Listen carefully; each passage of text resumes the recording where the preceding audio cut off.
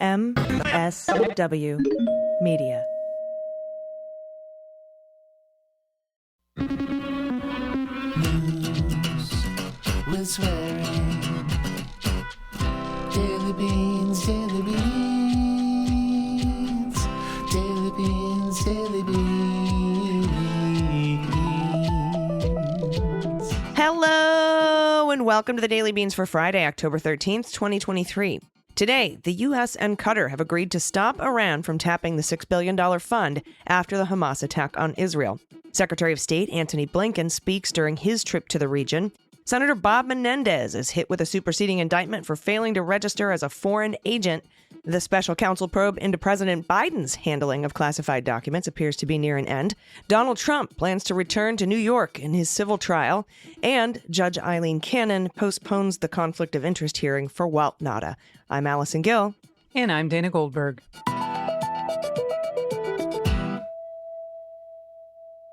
Hello, happy Friday. It's nice to see you after the fly fiasco. The fly incident of 2023. That's it. It's going to go down in history. All the listeners loved it. It definitely will. Yes, I've been sent so many videos and photos and memes. I just want to thank everybody for all your kind emails about that incident. I appreciate it very much. Also, later in the show, I'm going to be talking with NBC Justice correspondent and author of the new book, Sedition Hunters, How January 6th Broke the Justice System. That's Reilly. And if you're not following him on social media, he's one of the funnier, if not the funniest, mainstream media people out there. He's up there with Joy Reid. I mean, he's really, really funny. You would love to read his tweets or his threads or whatever social media platform you're on. A couple of quick hits. First of all, I just want to kind of just in general talk to you about this, Dana, because the Republicans still don't know what the fuck they're doing. Scalise keeps losing votes. I don't think there's a single Republican in the House that can pull 217 votes. That's how many votes are needed to be elected speaker. Because remember, there's a whole, group of Democrats that get to vote on this shit too. Oh, yeah. And our leader today, Representative Hakeem Jeffries, kind of sort of put it out there that he'd be willing to work across the aisle to help out so we can get our government in order, we just need to maybe, the door's open, right? But then the Republicans are like, will you make us an offer? And Hakeem Jeffries is like, blow me, do you want us to come save your ass and come to you with an offer? No, you want our help, come and ask for our help.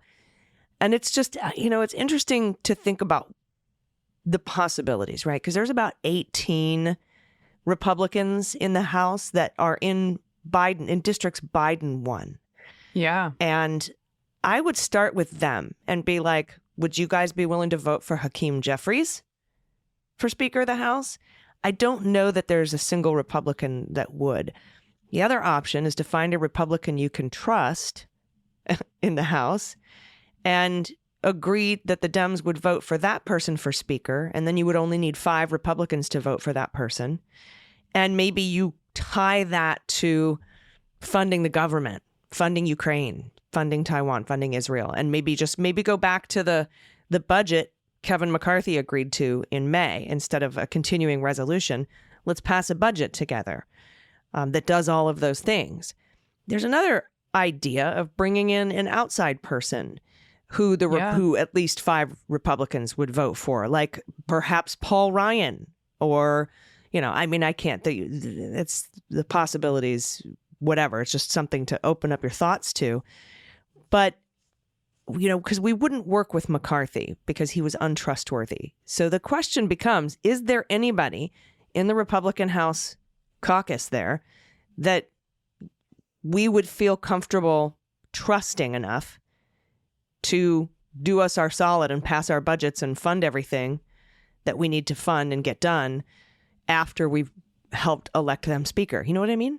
I do know what you mean. I please don't kill me for saying this out loud, listeners, and just because her name popped into my head. But Liz Cheney, I feel like at least the Democrats know that she would fight for democracy, even though I disagree with her on so many other issues. She's still a Republican at heart and, voted along lines with Trump a lot of the time.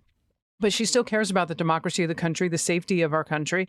And I think that she would be able to get things going. It's just that she's still respected by the Republicans. She's just not respected by the MAGA folks, but no one is. So if they don't get their person, they're not going to vote for anybody. So why not try? Yeah, and to be fair to you bringing up Liz Cheney, any Republican is a Republican. Yeah. Like, they're still a Republican. They still helped put this Supreme Court in place. They still vote with Trump 90 whatever percent of the time. They still are terrible to marginalized communities. They don't want people to, they don't want a democracy, one vote, one person, one vote. They're still Republicans. So yeah, go into this conversation knowing that any Republican is still a Republican and that we don't agree with any of their stuff. But again, the question becomes, because unless you can get 5 Republicans to vote for Hakeem Jeffries, the Democrats would have to be voting for a Republican speaker. Yeah, absolutely. Exactly. And all Republicans are still Republicans. So that's where the uncomfortableness comes in, right? Do we do it for the good of the country so we can get shit done, so we can back Israel properly, so we can get our military promotions through, because maybe they could pass legislation, they could pass a resolution that takes the hold off of, what Tuberville is doing. Yeah. There's a lot of potential there to get a lot of stuff done that should just be done, by reasonable people. Reasonable people is carrying a lot of weight here, and so that's why I'm like, I don't have an answer. So please don't write in angry that I said Liz Cheney. We were really just spitballing ideas here, right? Because part of me is like, no, I'm not going to vote for any Republican ever. But if we could fund Ukraine, get our government funded, and shut down this clown show, this embarrassment of a clown show, is that worth it? Is that worth us voting for a Republican? And when I say us, I mean Democrats in the House. And I, again, trust the leadership of Hakeem Jeffries to make that 100%. decision. Yep, me too. And I'm glad I don't have to make it. And I'm gonna back him on whatever he does. A couple other quick hits. Special counsel Robert Hur, remember that guy? He was appointed by Merrick Garland to investigate President Biden's handling of classified information, those classified documents that were found at his office, his interim office, and at his home. Looks like, he interviewed President Biden twice over the weekend. That was scheduled weeks ago. And that is signaling the end of his investigation. Andy McCabe and I are going to discuss how likely charges are on this weekend's Jack podcast from that reporting. And also Judge Aileen Cannon held 2 Garcia hearings. Those are conflicts of interest hearings because Nauta and De Oliveira's lawyers, who are paid for by Trump, previously and sometime in one case currently rep other witnesses that the Department of Justice plans to call or could call during the trial. Judge Cannon postponed the Nauta hearing. She got pissed because the DOJ messed up and shut down the whole hearing. But De Oliveira says he wants to go forward with his conflicted attorney. He waived his conflicts, but Nauta, that one blew up. So we're going to have to talk about that in a lot of detail on the Jackpot as well. So with that out of the way, we have a lot of news to get to. Let's hit the hot notes. Hot notes. All right, first up from the Washington Post, U.S. officials and the Qatari government have agreed to stop Iran from accessing the $6 billion account for humanitarian assistance in light of Hamas's attack on Israel. That's Deputy Treasury Secretary Wally Adeyemo told the House Democrats on Thursday. And that's according to 2 people who spoke on the condition of anonymity. Coming just a few weeks after the U.S. and Iran announced a deal on the money, the decision not to permit access could have major geopolitical reverberations, with the Biden administration undercutting negotiations with Tehran that took years to finalize. Biden aides had rejected the unfounded accusation that funds not yet released had fueled the Hamas attack, but they still faced a bipartisan backlash on Capitol Hill aimed at preventing the money from going to Iran at all. The move reflects just how rapidly the Hamas massacre in Israel has reshaped U.S. relations in the region. As Israel pummels Gaza in retaliation, the Biden administration has reaffirmed its commitment to its allies, with Secretary of State Anthony Blinken traveling to Israel in a show of support. Further punitive measures against Tehran are possible. Treasury Secretary Janet Yellen suggested Wednesday that the U.S. is considering additional sanctions to Iran. While there has been no evidence of Iran's direct role in the slaughter, U.S. officials say Hamas has received weapons and training from Iran. It's a long relationship. And, quote, the world just changed, and it changed because Iran has built a barbaric terrorist organization inside Gaza that just raped and murdered hundreds of Israelis. That's Senator Chris Murphy, Democrat from Connecticut, leading Democrat on the Senate Foreign Relations Committee. Murphy added he has not discussed the matter with administration officials. Quote, I don't really care what the hardliners think. They have to understand the entire region is different today. Now, asked about the push to freeze the aid, Iran's mission to the United Nations responded in a statement, quote, the money rightfully belongs to the people of Iran, earmarked for the government of the Islamic Republic of Iran to facilitate the acquisition of all essential and non-sanctioned requisites for the Iranians. The deal, financed by Iranian oil sales, allowed Iranian entities, not the Iranian government, to access the fund, and only if they provided extensive documentation showing the money will be used for humanitarian purposes. U.S. officials would have to approve each and every transaction under the agreement. The money had been transferred to Qatar from banks in South Korea to facilitate the arrangement. Those banks in South Korea were set up by Donald Trump and his administration to allow Iranian oil sales despite sanctions on Iran. The administration has not ruled out, at least publicly, the possibility that the money will become unfrozen again at some point. Thank you so much, AG. And this comes from ABC. Secretary of State Anthony Blinken on Thursday described gruesome photos, and this is a warning content, please, gruesome photos and videos he reviewed depicting victims of Hamas's terrorist attack on Israeli civilians. He said it's hard to find the right words. It's beyond what anyone would ever want to imagine, much less, God forbid, experience. He said that at a press conference in Israel. He went on to say, a baby, an infant, I'm not sure I'm going to be able to get through this story. You might have to take it. A baby, an infant. Yeah, I can take it for you. Yeah. Do you want me to take this? If you don't mind, this one's, yeah. It's hard. He said a baby, an infant, riddled with bullets, soldiers beheaded, young people burned alive. I could go on, but it's simply depravity in the worst imaginable way. And they actually, Israel released 3 photos. I have not looked at them. They have shown them on MSNBC, but they've shown them with extreme warning. And I turned away each time. I just didn't want those images in my head. Blinken said that the photos shown to him behind closed doors by Israeli Prime Minister Netanyahu and the Israeli government would ultimately show exactly the horrors its people have confronted and serve to unify through, quote, moral clarity. So images are worth 1,000 words, he said. These images may be worth 1,000,000. Asked about the humanitarian situation in Gaza, Blinken said talks were to secure safe passage, but he said there were factors beyond Israeli retaliation that imperiled civilians. Quote, I think it's first important to remember a fundamental issue that makes this complicated. Hamas continues to use civilians as human shields, something that's not new, something that they've always done, intentionally putting civilians in harm's way to protect themselves. So that's one of the basic facts that Israel has to deal with. He went on to say, of course, civilians should not be used in any way as the targets of military operations, and they are not the target of Israel's operations. We did discuss ways to address the humanitarian needs and people living in Gaza to protect them from harm, while Israel conducts its legitimate security operations to defend itself from terrorism and to try to ensure that this never happens again. Do you want to pick it up from here? Yeah, thank you. It definitely comes in waves, but I thank you very much, AG. Let me know if you need me to take over again. Absolutely. Absolutely. The Secretary of State told Israel earlier on Thursday that the United States will always be there for the nation as it continues to grapple with the attack by Hamas terrorists. And this is a quote to end the story. People of Israel have long and rightly prided themselves on their self-reliance, on their ability to defend themselves, even when the odds are stacked against them. That's what Blinken said standing at a podium next to Netanyahu, and continued by saying, the message that I bring to Israel is this: you may be strong enough on your own to defend yourself, but as long as Americans exist, you will never ever have to. You will always be there by your side. He was very, very powerful and well-spoken today. And if you get a minute to watch his speech and that press conference, I highly recommend it. He talked about the Hamas using civilians as human shields in Gaza, saying they hide their weapons amid the people. They hide themselves amid the people.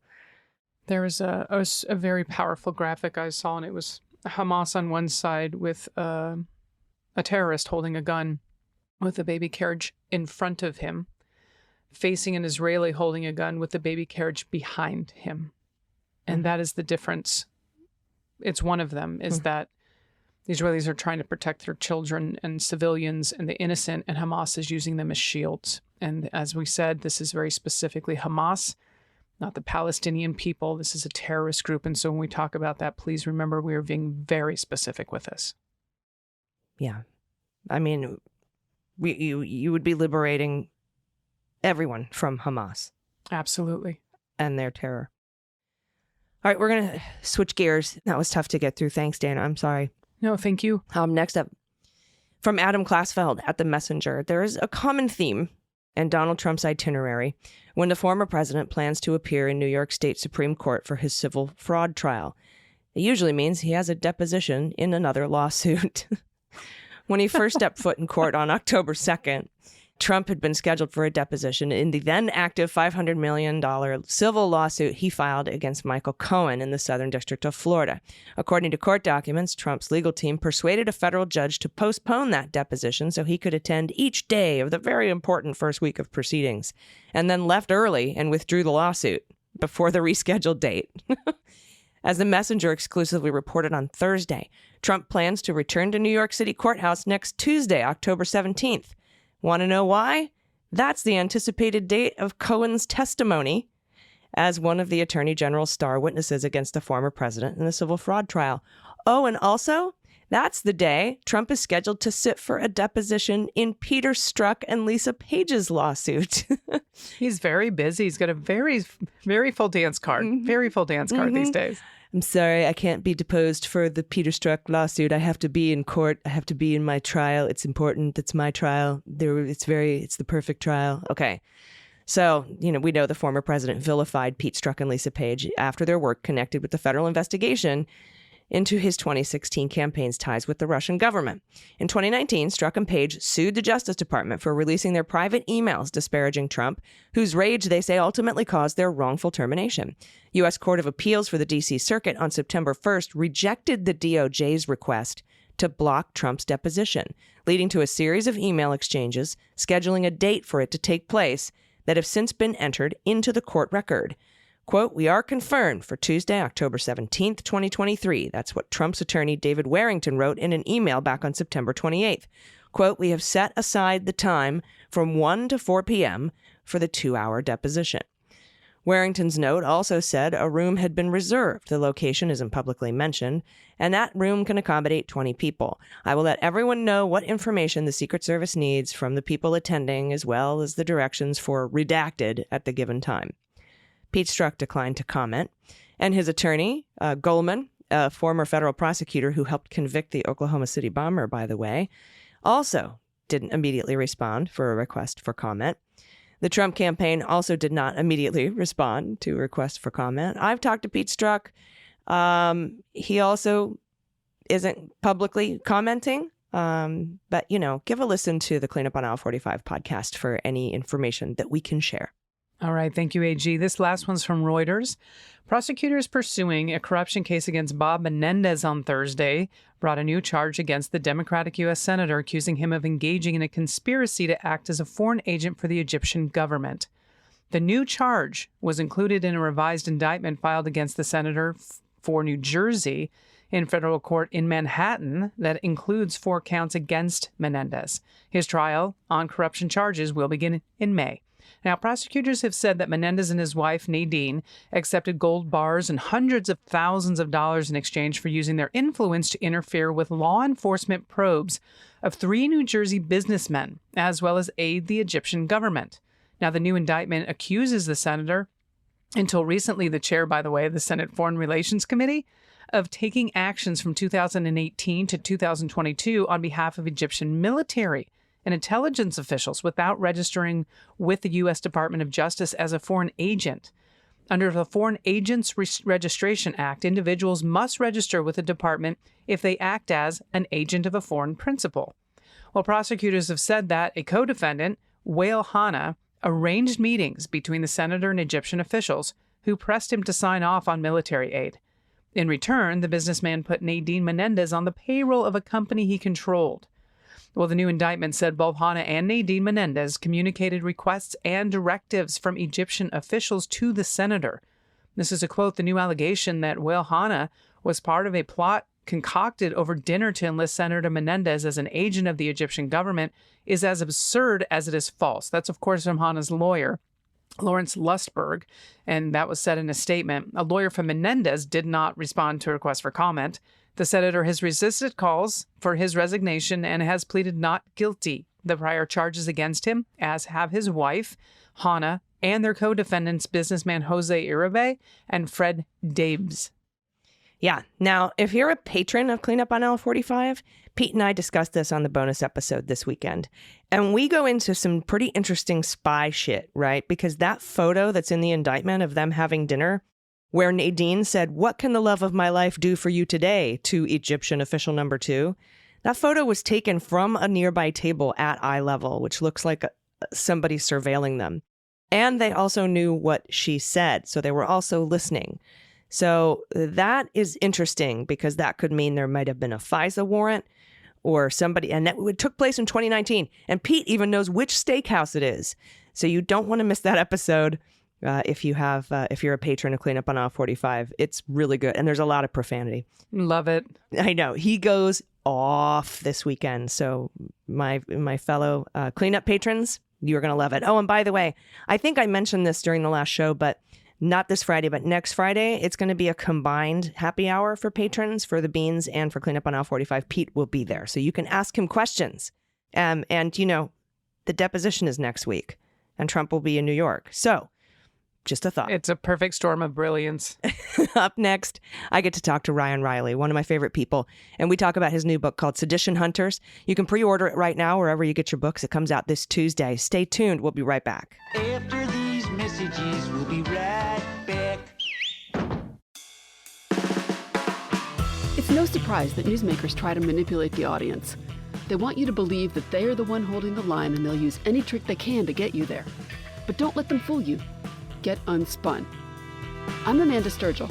I've been a reporter, and today I teach future reporters to cut the spin and think critically about what newsmakers say. My podcast, Unspun, shows you how to know when you're being manipulated by the news. Learn to spot the tricks and how to make up your own mind about what's true. So if you're tired of being fooled by the news, subscribe to Unspun today. Unspun, because you deserve the truth.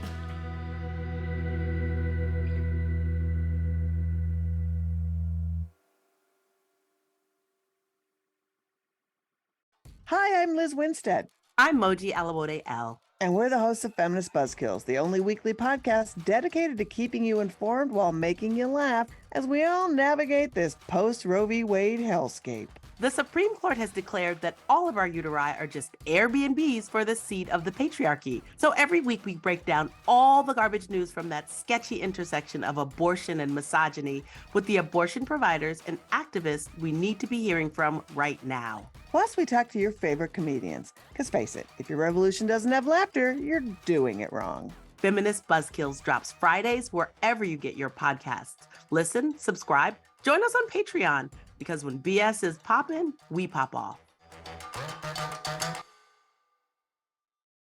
Hi, I'm Moji Alawode from the Feminist Buzzkills Live Pod, the only podcast that helps you navigate the news in this post-Roe anti-abortion hellscape. Each week, with co-hosts Marie Kahn and Liz Winstead, we dissect all the news from that sketchy intersection of abortion and misogyny with providers and activists working on the ground. The cherry on top is we have amazing comedy guests who help us laugh through the rage. Feminist Buzzkills Live drops Fridays wherever you pod. Listen and subscribe, because when BS is poppin', we pop off. Hey, everybody. Welcome back. Happy to be joined today by, first of all, one of the funniest people on Twitter that still works for Legacy Media. If you don't follow him, you need to follow him already. He's NBC News justice reporter and author of the new book, which is out October 17th. It's called Sedition Hunters, How January 6th Broke the Justice System. Please welcome Ryan Reilly. Hey, Ryan. Hey, thanks for having me. Yeah, absolutely. Wonderful to talk to you. I think this is the first time you've been on the show, but I always encourage you as like one of the top follows on, I still call it Twitter. But are you on other social media networks right now that we should know about? I'm on Threads and I'm on Blue Sky. I feel like I'm putting more focus on Threads right now. But yes, yeah. Yeah, I think Threads is going to be the landing place here, just depending on how fast Twitter falls apart, if it hasn't completely already. It's the first one that I felt like I wasn't really just like sort of talking into the void since Twitter, where it was like, it's like, oh, I have, enough people there where it's like, okay, this is worth highlighting. Yeah, totally. And it kind of ties in with sedition hunters, because a lot of that stuff, was shared back on Twitter back in the day, shortly after the attack on the Capitol. But talk a little bit about what prompted you to write this book, because I know you are like in the soup, you're in the thick of it every day at the courthouse, reporting on all of these cases and giving us the download. But what made you want to write the book? It was actually a Twitter joke that sort of set this all off. It's actually someone named Rachel Powell, who some people might remember as Bullhorn Lady, and she was wearing a pink hat and was sort of guiding people around the Capitol and sort of instructing people. And the tone that she struck in these videos while she was sort of saying, here's what we need to do, everyone needs to coordinate together, was very much what I thought, like, you would sound like if you were a school, an 8th grade chaperone, basically giving a tour of the Capitol. It was just like very much in that tone of like a kind of like flustered, frustrated parental unit, sort of laying down the law. It's like, okay, guys, here's what we need to do. So I made some joke about, $20 says that this ends in both an arrest and a PTA resignation. Ultimately, I was a little bit off. It turns out she's a mother of 8 rather than a chaperone. But nonetheless, I think I hit the right theme there. And she's seen there bashing in a window with effectively a pipe. I think it was some sort of material that was on the stage there.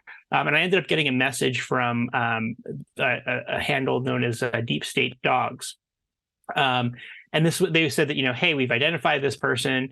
We're not going to sort of put it out yet, but just want to sort of, let you know. And I wasn't able to ultimately convince the person behind it, who's now Forrest Rogers is his name. He's now gone public as one of the sleuths, and really one of the only sleuths who's willing to sort of go on the record. But he was saying, hey, we've identified this person. Ultimately, the New Yorker beat me to the story, but I sort of followed up on it and stayed on it. And, despite Ronan Farrow, beating me on that one, I decided that, I'd get the next one. And that one ended up being really important. It was someone who drove a stun gun into Officer Mike Fanone's neck. And so we ran that story in March, and then he was arrested a month later. So that's really was sort of my entry into this entire sort of sleuthing world, and realizing how far ahead of the FBI some of these just sort of average Americans were. Yeah. And, I'm working on a project talking about the importance of citizen journalists. And here is this incredible book that you've put out about the importance of like citizens working on behalf of the Justice Department. Talk a little bit about it, because it seems, and it doesn't seem, it is true that the courts in DC, the Department of Justice, with the sheer number of cases and the sheer amount of evidence and video and geolocation is just so overwhelming. And even, despite Department of Justice asking for all these resources, how important, after you did all this research, how important was it for there to be citizens that were working on behalf of bringing in and bringing to justice a lot of these insurrectionists? They were just really critical. And I've heard that from numerous officials, that they really are driving these investigations. And now you sort of flip more to the accountability side, where they're sort of following up on these and making sure that someone is pursuing them and not letting the FBI sort of drop the ball on these, because there really are just hundreds of them sitting out there. Just to give you a sense of the numbers, right now we're at a little over 1,100 people who've been arrested in connection with the Capitol attack. But in reality, the number of people that you could arrest, either for going inside, for assaulting law enforcement officers outside, or for engaging in some sort of property damage, is well north of 3,000. So we're really only, a third of the way theoretically through.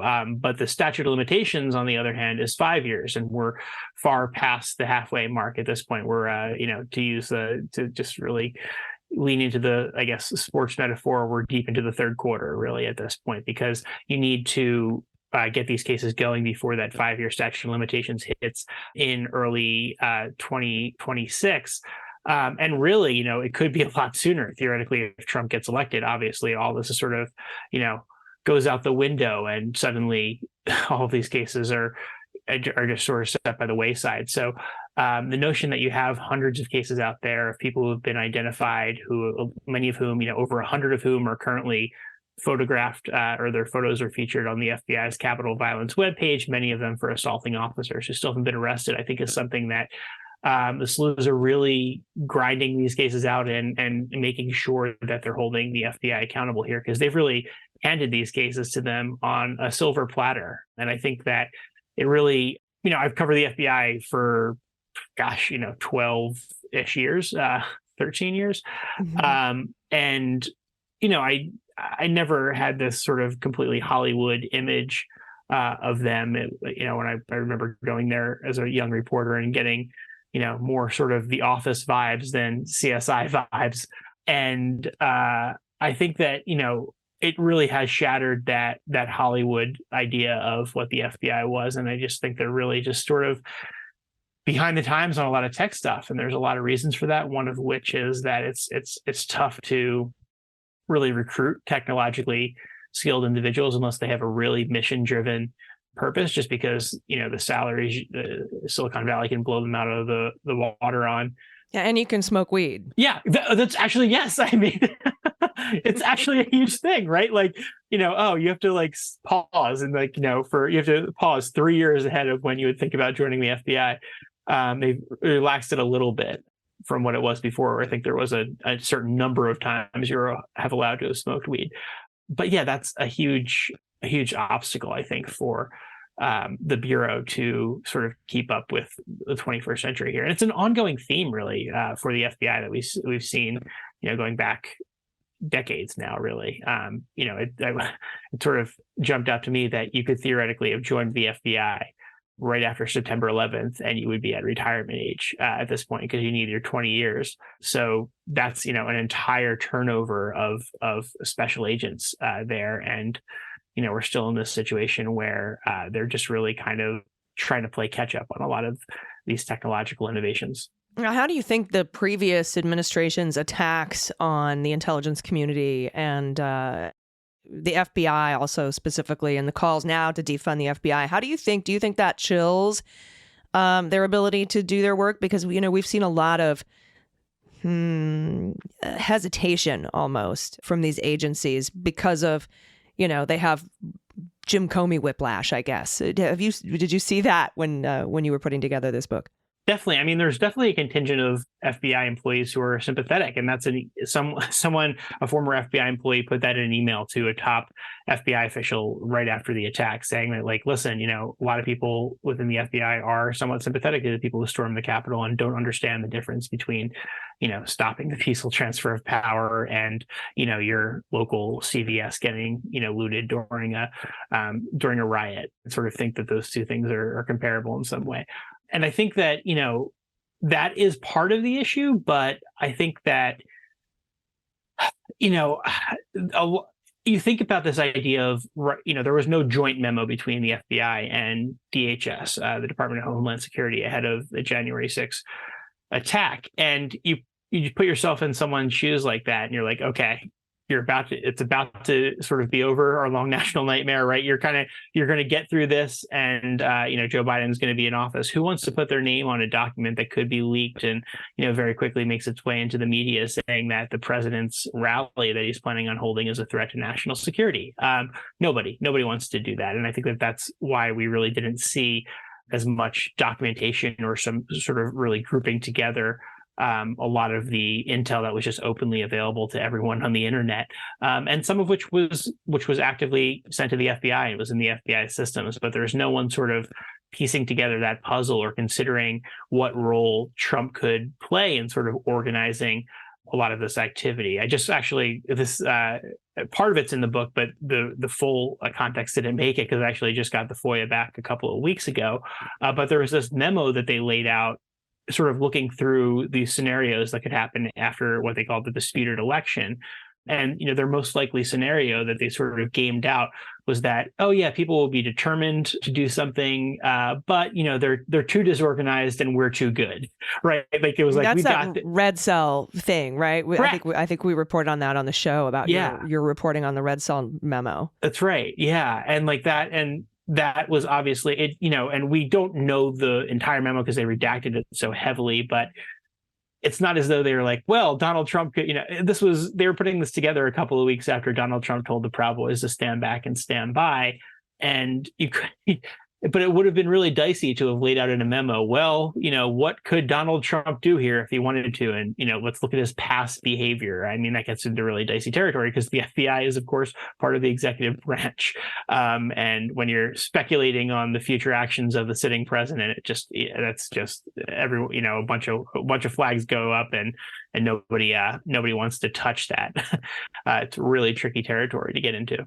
Yeah, and necessity is the mother of invention. So we have this whole cottage industry that popped up. How big is it? Because, when I do the media, like citizen journalism and stuff like that, and we see that. It's out front everywhere who citizen journalists are, independent journalists, how they work with mainstream media. But how big is this sort of underground, sedition hunters, little, I guess cottage industry is the best way to put it, because it was obviously necessary and people filled the void. So how big is it? And then, in the future, is this going to have to be how we do it? And how do we do it without Twitter? I think it's a good question. I mean, Reddit is potentially a good organizing platform, and a lot of these other platforms that have popped up. But it really was, Twitter that was driving a lot of this 2.5 years ago when this was originally unfolding, and having those hashtags and being able to organize that way was really critical, because you had a situation where the FBI was putting out these sheets featuring 10 photos as though they were going to be sort of hung up in your local post office, and someone was going to spot somebody they knew there. But that wasn't the reality of how people are found today. Even if you're trying to get it out to as many people as possible, you want it to go viral. And the easiest way to do that would have been to give these individual nicknames, and the FBI has stayed away from that. But the sleuths have leaned into that and come up with some pretty funny ones that I think have gotten a decent amount of attention. But I think it has ebbed and flowed over the course of this. Obviously, this was a lot more people were involved at the very beginning, and now that the pace has sort of calmed down, now that we've had upwards of 400 people sentenced to periods of incarceration, we've had upwards of 600 sentences handed out, and another 500 cases that are still making their way through the system. I think that, because there's just this huge backlog at the FBI, there hasn't, it's tough to put an exact number on it, but it's definitely obviously not what it was at the very beginning. But the people who are doing this are really dedicated and really organized and really good at what they do. And there's still these pieces of the puzzle that they're trying to put together. And every time there's new video that comes out, that's really something they just really grab onto. And there's just all of these little finds that you would sort of never imagine in terms of how you're able to identify someone. And, obviously facial recognition has played a big role here, but I think the ones that really give you sort of that adrenaline rush, the sleuths say, is the ones that you're sort of creative about. There's one instance where someone was really covered head to toe. You couldn't really get a good face shot on them. They really were good about keeping their mask on. But then at one point, a video shot from behind of them, and they open up their phone, and lo and behold, their back screen was the name of their LLC company that they had founded, and boom, that's it, right? So you can take all of these precautions and still sort of have left yourself vulnerable in some capacity. Even if that's, a freckle somewhere, that could be the thing that gives you there's all these little things. Tattoos are the obvious ones, but there's a lot of ways to confirm people. And it's particularly if you're with somebody, that's what I think has been a lot of fun for the sleuths, where, you wouldn't necessarily be able to say 100% without a shadow of a doubt, this person is that person. But then, hey, if you got them with somebody and then you put those two people together in a different scenario, boom, you're good. You're across the line. What's the biggest unsolved mystery that everybody's still working on? I mean, the pipe bomber is sort of the big one. And I still have questions sort of about whether or not the FBI sort of missed the window there to get a better sketch of where that individual went, just because the time I remember when they put out this call for videos, it was right outside of, I think, the Rings retention policy, right? So videos would just... Well, and didn't Dan Tuono say that some of the geofencing data was corrupt or something like that. Yeah. I think he just said that in a, I don't know, January 6th interview or something. There's some, that's exactly right. Yeah. And I forget whether I don't trust that guy though. I don't like Dan Tuono. The listeners know I don't like that guy. So I think that, there was something about the data, and also like it looks like the person's on it. I say the person because there was some speculation it could have been a woman. So even though you want to say like he did the blah, blah, blah, blah, but I don't know where. That's one of those ones that I feel like really could, if as long as that person isn't speaking out, that one could be a really tough one to ultimately solve. There's another individual called Individual 4 who's really well covered up inside the Capitol, but even there's been some slippage on some body cam footage that's come out since that you get, somewhat of a face shot there. So that's one of the ones that I think could ultimately be, found in the end. For me personally, the story I sort of tell in the book is one involving assaults on Officer Jeffrey Smith, who died by suicide shortly after January 6th. And he got into a scuffle with these two individuals or multiple individuals inside the Capitol. And that's sort of, resolved off the bat. One of the individuals has pleaded guilty. The other one ended up showing up outside of Obama's DC residence and with guns in his van was arrested, almost 2 years after he had been identified. So another one of those ones that probably should have hit the docket a little quicker, could have avoided some drama there. But the big mystery to me with him is there's an assault later at night, and really there's just not a ton of video late in the evening. I've gone in actually now that Kevin McCarthy, the former speaker, and had opened up this process that you could actually go into the facility and look at some of this video yourself. I went in there and I've requested that video come out, but looking at it on the screen, even multiple angles pretty far away at night, the quality just isn't quite there. And you don't have as much video as you did in these other cases during the day, where you just had all these live streamers. Hey, it's some of these scenes, it's almost like you're watching the NFL on TV, and they do the zoom around on the camera. And it's like, okay, let's check it out from this angle, but that's not quite where things stand at night. So that's a big mystery to me that I'm sort of like really determined to figure out who it was who threw a pole at Jeffrey Smith and caused him to suffer a concussion. And the only death that has been formally said to have been a direct result and actually died in the line of duty. Yeah. Yeah. And that was the right decision. And that should be the same for everyone. Well, thank you very much. I want everyone to check out this book. Again, it's called Sedition Hunters, How January 6th Broke the Justice System. There's a lot more in there. You guys have to check it out. It's available for pre-order now. It'll be full sale wherever you get your books, October 17th. Do you have any final thoughts before we get out of here? No, just thanks for having me. I mean, I think it's a really cool story. And I think that, hopefully down the road, I'll be able to tell even more of it. But it's just a really neat thing that I think that that the sleuths are doing behind the scenes here. Agreed. Thank you so much. Everybody, stick around. We'll be right back with the good news. It's no surprise that newsmakers try to manipulate the audience. They want you to believe that they are the one holding the line, and they'll use any trick they can to get you there. But don't let them fool you. Get unspun. I'm Amanda Sturgill. I've been a reporter, and today I teach future reporters to cut the spin and think critically about what newsmakers say. My podcast, Unspun, shows you how to know when you're being manipulated by the news. Learn to spot the tricks and how to make up your own mind about what's true.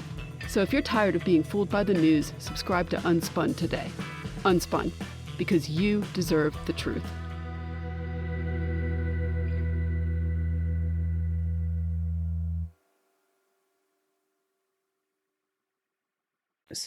Everybody, welcome back. It's time for the good news. Likes good news, everyone. Then good news, everyone.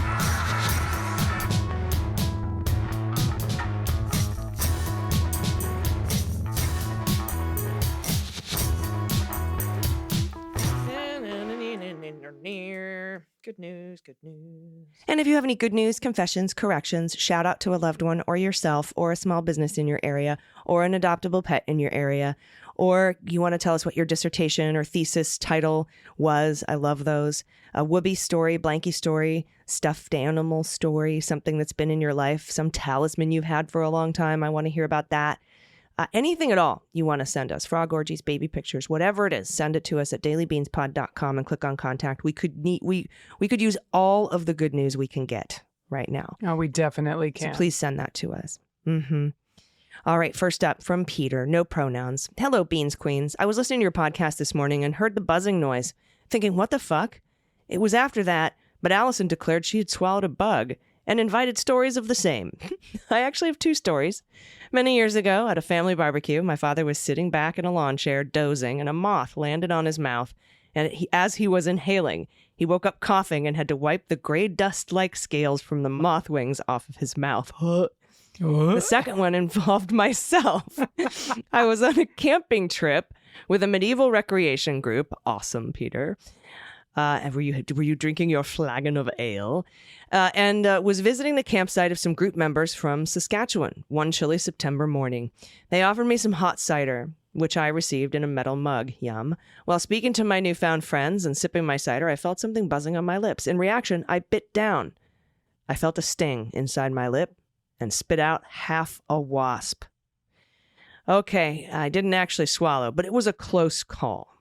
Love your show. Keep up the good work. Vote blue over Q with a little Canadian flag. Thank you, Peter. Thank you so much for those bug-eating stories. This is going to be a hour, I have a feeling. Oh, my God. Ugh. Yeah, here we go. This one's from Matt, pronouns he and him, and we go into Spanish. Hola, las damas de los frijoles. ¿A dónde está la biblioteca? I have loved your show. Do you remember that stupid movie? What was the Pauly Shore one? Encino Man? Oh, God, yeah. Where they end up in a bar and TJ, and then they're like, the cheese is old and moldy. Like they're speaking all the Spanish they learned in 9th grade. That sounded like me. ¿En dónde está la biblioteca? Okay, I have loved your show ever since I first heard AG's interview on the Gist podcast with Mike Pesca. Now, I love the beans and listen religiously. Please keep up your stellar show. I do love it so. And for Pod Pet Tax, please see my bud, Phoebe. We did her DNA, so we know her breed. Care to make a guess?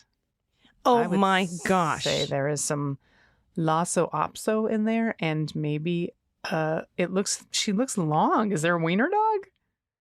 Poodle, Lhasa, maybe what's the M1?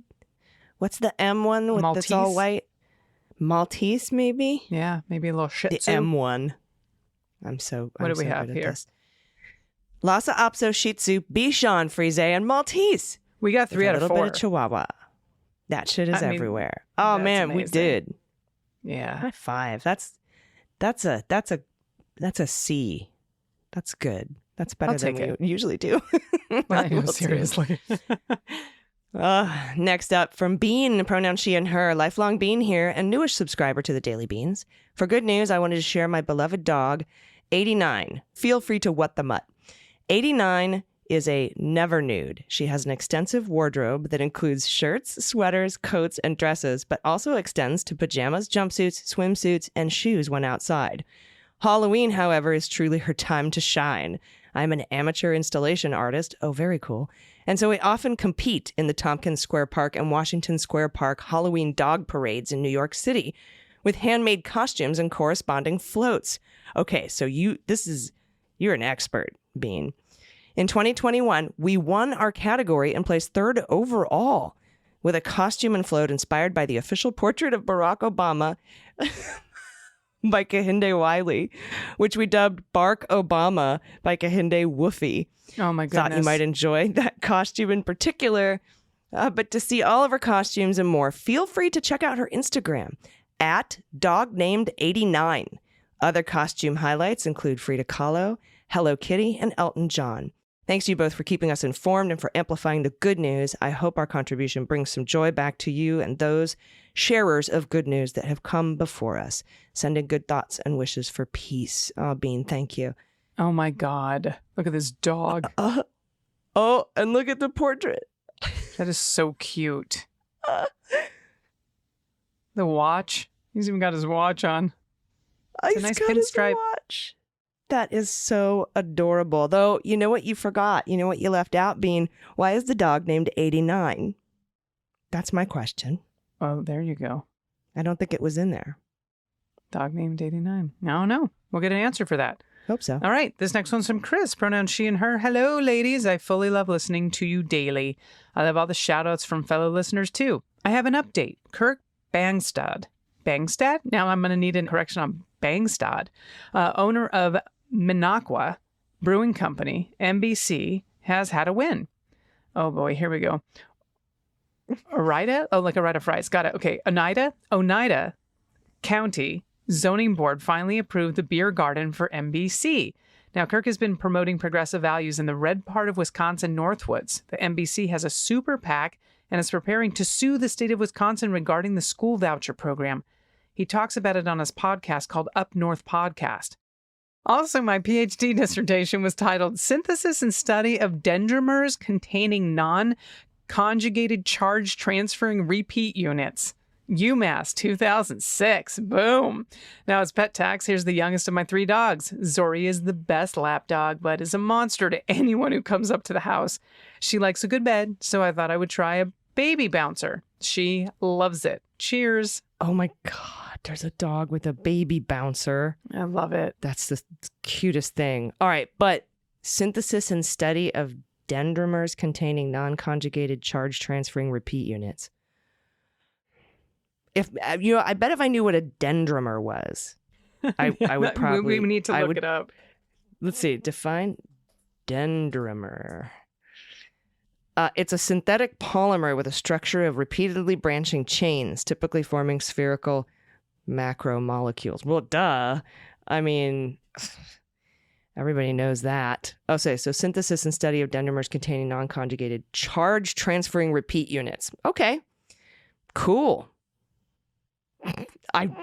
What would you even do with that?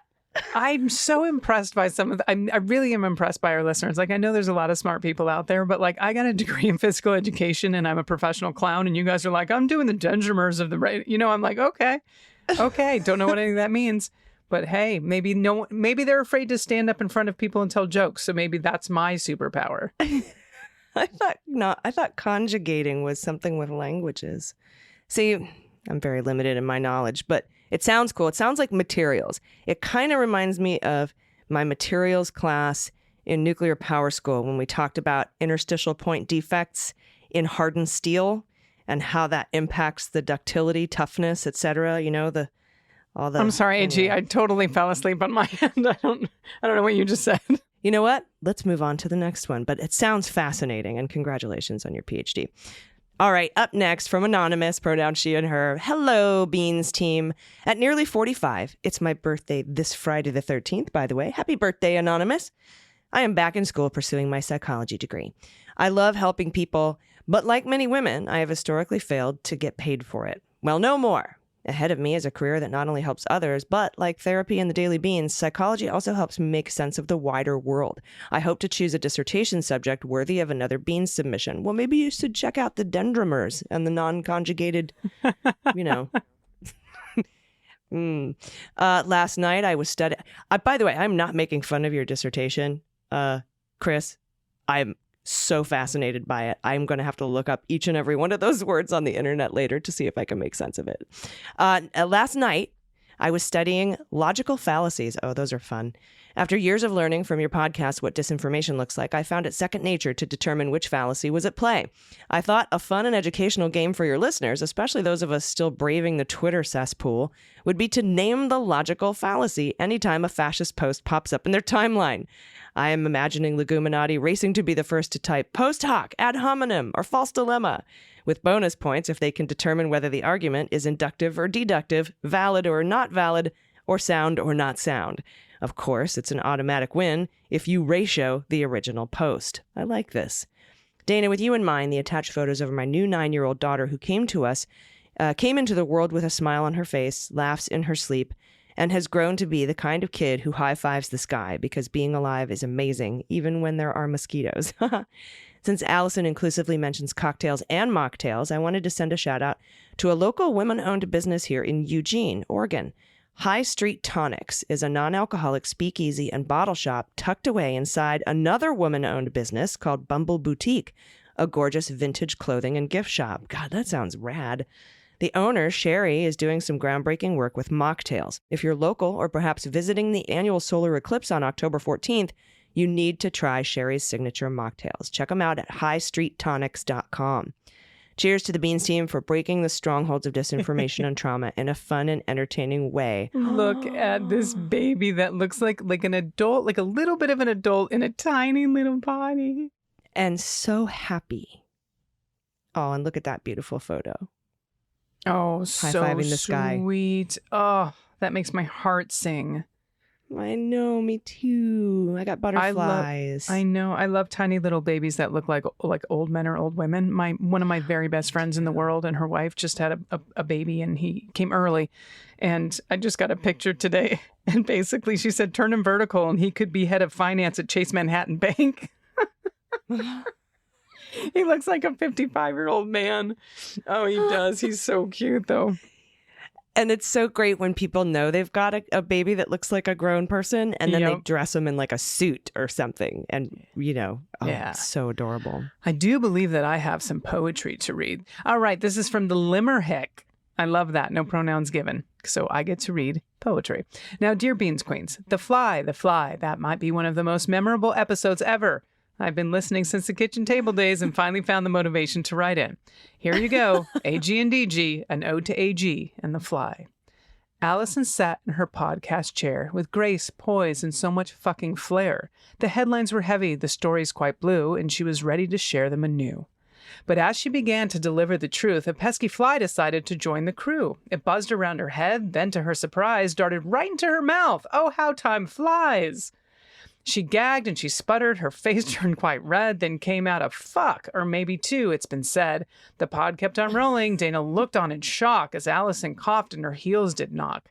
The next day's news, to no one's surprise, was all about Allison and that darn fly. Despite the small hiccup, she returned with grace, but Dana always teased, how'd that fly taste? Love you both. And it was right in the middle of a rant, too. I was so angry. Yeah, you were. You were very mad. And then it was just a, okay. That sound without context is fucking horrifying, by the way. But you knew exactly what happened. You were like, there's no doubt. There's not a doubt in my mind. Did you just swallow a bite? I just swallowed a fly. Fuck me. Yeah, bless your heart. I've gotten the best handmade drawings of the scene from Overboard when she's in the back of the pickup truck wearing the coveralls on the way back from the mental institution, when he picks her up and lies to her and says that she's his wife, and she swallows the bug. I ate a bug. Oh, it's just hand-drawn memes for me. Wow, I made them press at people. Me too. So yeah, that's a day I think that, we have charismatic megaplastics, and now we have the fly episode. So there you go. I don't know. That's a close for first. I'm still going with charismatic, but the fly episode is a damn close second. Me too. I just meant in that I will remember it. Oh, absolutely. Where were you the day? Okay, let's not wax too rhapsodic about it. I ate a bug. All right, everybody, I hope you have a wonderful weekend. Please check out the Cleanup on Aisle 45 bonus. It's amazing if you are a patron of Cleanup on Aisle 45. If you're not yet, please become one. You can do that at patreon.com/aisle45pod, AISLE45POD. And then no happy hour today, but we will have a double happy hour for Cleanup in the Beans next Friday. And then, of course, we have the Jack podcast on Sunday. And thanks again to Ryan Reilly for taking time to speak to me today about his incredible book. I hope you pick one up. It's well worth the read. It's just truly incredible. And he's so funny. Seriously, you will love him if you aren't following him already. Any final thoughts before we get out of here for the weekend, my friend? I wish everyone has a wonderful weekend, man. I'm headed to D.C. to go schmooze with the Prez. So hopefully that'll be fun. Nice. Yeah, and raise some money for the Human Rights Campaign. Give him a hug. Hug him for me. Even if they tell you can't touch him, just lunge at him. It's fine. Absolutely. That'll be my last show. This is my last show, everyone. Thank you so much for tuning in.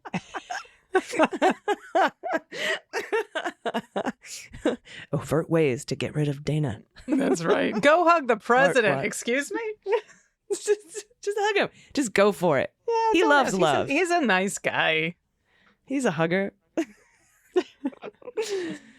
All right, everybody. Thank you so much for listening this week. We'll see you back on Monday. Until then, please take care of yourselves, take care of each other, take care of the planet, take care of your mental health, take care of your family. Vote blue over Q. And take everyone you know with you. I've been AG. And I've been DG. And them's the beans. And no flies in the room today. The Daily Beans is written and executive produced by Allison Gill with additional research and reporting by Dana Goldberg. Sound design and editing is by Desiree McFarlane, with art and web design by Joelle Reeder with Moxie Design Studios. Music for The Daily Beans is written and performed by They Might Be Giants, and the show is a proud member of the MSW Media Network, a collection of creator-owned podcasts dedicated to news, politics, and justice. For more information, please visit mswmedia.com. MSW Media. Hi, I'm Frances Callier. And I'm Angela V. Shelton. And we're Frangela. You know what you need in your life?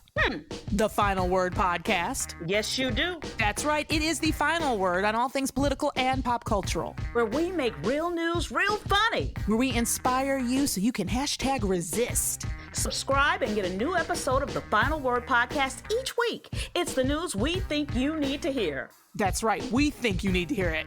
Okay? Yeah, it's what we say so. That's right. And because all we do is give, every Thursday you can listen to our hysterical podcast, Idiot of the Week. We round up the stupid because you know what? Somebody has to. Okay.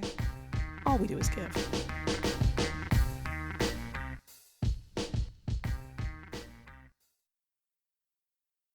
Hi, I'm Harry Littman, host of Talking Feds, a roundtable that brings together prominent figures from government law and journalism for a dynamic discussion of the most important topics of the day.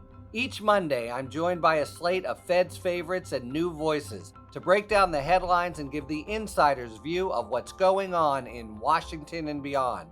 Plus sidebars explaining important legal concepts read by your favorite celebrities. Find Talking Feds wherever you get your podcasts.